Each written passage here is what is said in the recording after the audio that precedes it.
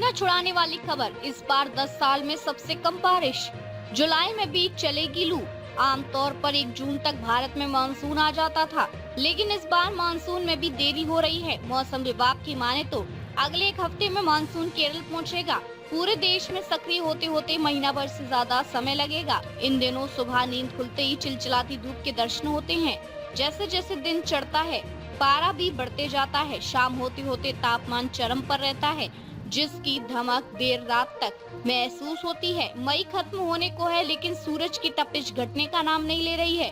पिछले साल इस समय तक मानसून ने भारत में धमक दे दी थी, लेकिन इस बार अभी तक मानसून का कोई अता पता नहीं है। शुक्रवार को मौसम विज्ञान विभाग मानसूनी बारिश के लिए जो भविष्यवाणी की, उसमें सामान्य से कम बारिश की बात कही गई।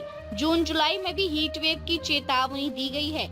आईएमडी के डीजी डॉक्टर मृत्युंजय मोहपात्रा ने बयान में कहा कि देश के अधिकतर वर्षा आधारित कृषि क्षेत्रों वाले मानसून कोर जोन में दक्षिण पश्चिम मानसून की मौसमी वर्षा सामान्य से कम एलपीए के 94% से कम रहने की सबसे अधिक संभावना है। आईएमडी ने जून से सितंबर तक दक्षिण पश्चिम मानसून के दौरान भारत में मौसमी वर्षा दीर्घकालिक औसत एलपीए का लगभग 90% रहने की संभावना है, जिसमें मॉडल त्रुटि 4% तक हो सकती है।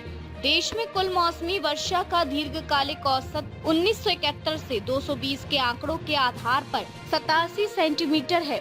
2015 के 9 साल बाद आईएमडी ने इस बार सामान्य से कम बारिश की संभावना जताई है। 2015 में अल नीनो के कारण 88% बारिश की संभावना जताई गई थी, लेकिन हकीकत में 86% बारिश हुई थी। अब इस साल मौसम विभाग ने 90% बारिश की संभावना जताई है, जो सामान्य से कम है।